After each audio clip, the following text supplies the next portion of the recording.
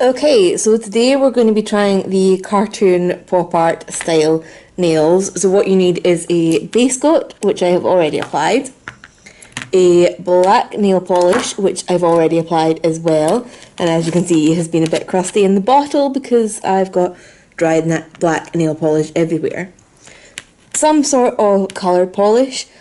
I chose blue because most people do this with reds and pinks, but I don't really like those, and blue is another primary colour that's very common in comic-y pop art style. You will need a white to do some highlights and a matte top coat. So not a glossy top coat for this one, it will be matte to fit in with the comic book theme and needing the kind of fake highlight. In addition, I have got some dotting tools, cocktail stick, and you can use striping brushes, but I don't think I'm going to be very good with them. They're here just in case, but I see myself using these a lot more.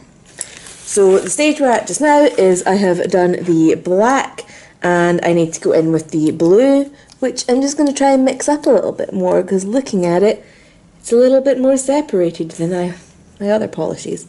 So there's two ways of doing this. I'm choosing what I think is the easiest, which is to do the black base all over. So let's see what we can achieve. I'm so nervous about this one because it requires some precision. So what you want to do is your chosen colour you want to paint over the nail bed, leaving a black border around. Now the tip, it's almost easier to go back over with a black polish from what I see, so I am going to focus on keeping the black border around the sides and the top, and then I'll do the tip again with black polish, and hopefully it won't be too built up. So thankfully this is a mini nail polish that I'm using, so it's got a smaller brush. It's also not very opaque. Uh-oh.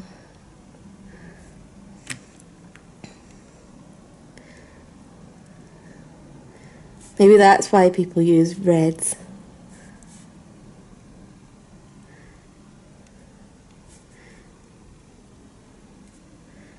Okay, so this looks like it's going to be a multiple coat effort to get anywhere near this shade of blue. Maybe I should have done this the harder way, which is to paint this colour first and then draw a black border. But my freestyle drawing skills are non-existent. So what I'm going to do is I'm going to keep going. I'm going to push on because I really want to try this one. And yeah.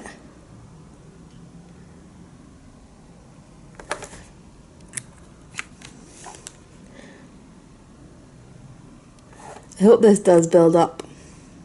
I'll be very sad if it doesn't.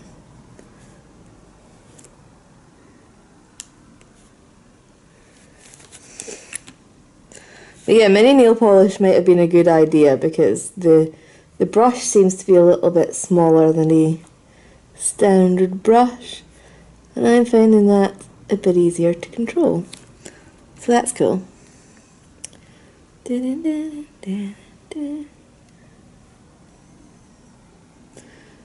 Okay, so let's give these a minute and then we will go back and try a second coat.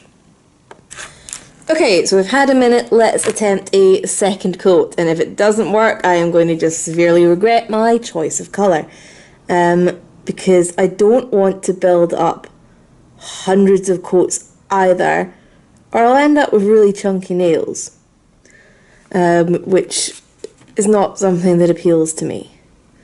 So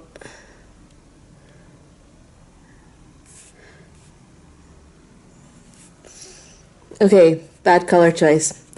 I'm going to do a second layer on all of these, give it another minute, do a third layer, and then I'll come back to you to let you know what the conclusion is of whether we're pushing on with this shade.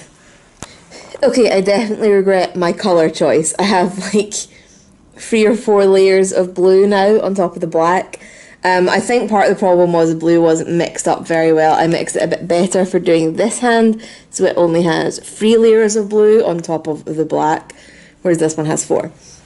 So now what I'm going to have to do is go back and fill in the black outline on my tips, which I'm rotten at freehand nail painting.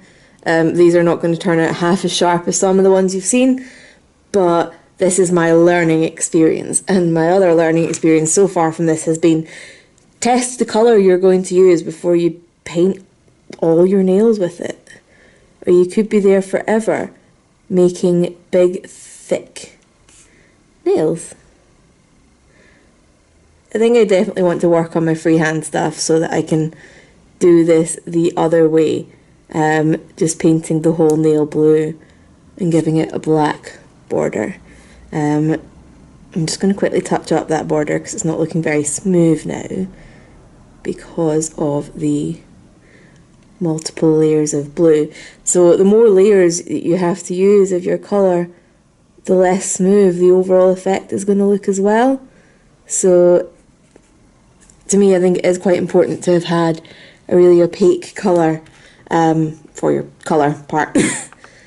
Don't know how I was planning to finish that sentence, but anyway. So I'm just trying to make sure there's not too much polish on my brush.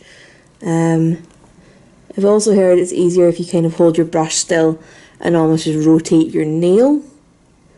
I can't say rotate anything without thinking about rotate your owl, which is one of the most ridiculous and funny videos on YouTube in my opinion, and I will totally try and link it down below for you if I remember.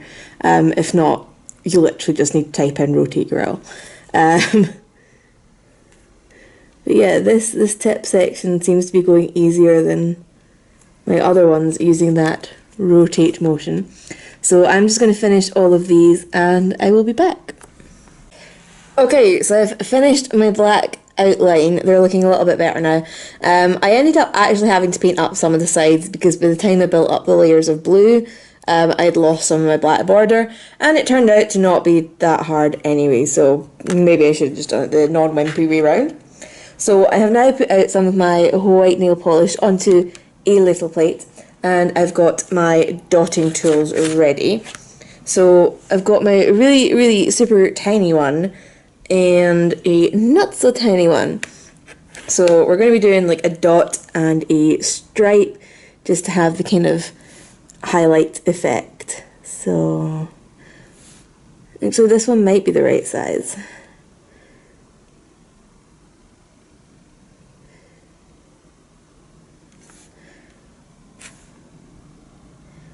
And just fill that in a little bit.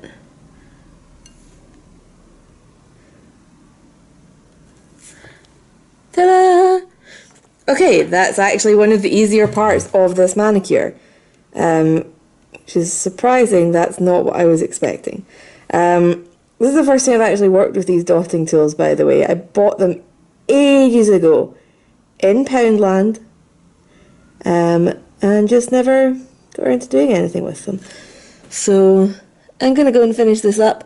Make sure that you keep your highlight on the same side of each nail because you've got the same light source, and I'll be back when we're done. Okay, next lesson learned from mistakes. If you feel like your white is getting a little bit dried out, make yourself a new puddle because you will end up with weird stringy bits across your nail. So I'm now going to need to go back in with the blue and cover that one up. Also, my non-dominant hand done an absolutely rubbish job of playing with the dotting tool, which I kind of expected, but you know, we're still going to criticise it.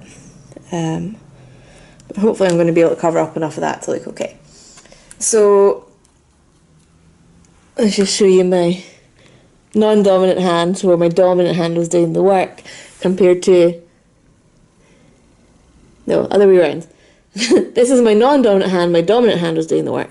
This is my dominant hand, where the non-dominant hand was doing the work. So slightly messier, but still roughly the same effect. So last step is a matte top coat. I guess if you really wanted to, you could leave these shiny. I actually almost kind of like it shiny. I'll do one with a matte and I'll see how it looks. I've never used this matte top coat, and actually it looks like it needs shook up as well. So let's do that. One thing I have to say about Ciati polishes is that they're harder to shake up, because I've always been taught to roll my polishes to mix them because it doesn't get air bubbles in it the same, and you can't roll this. It's just not happening. Actually no, do you know what? I like the glossy look.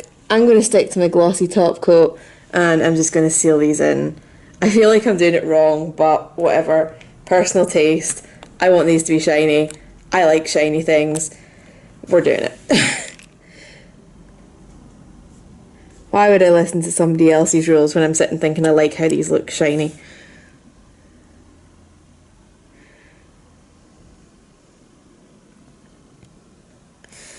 And you get glossy paper cartoons now.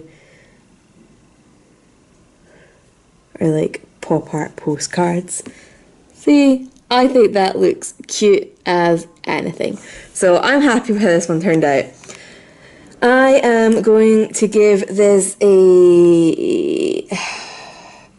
Difficulty wise, I'm going to give it a 4 out of 10. For all that it's the first one I've actually achieved.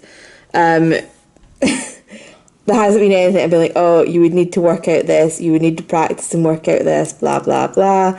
You need to test the colours, and you need to make sure that you're not trying to work with your white when it's too gloopy.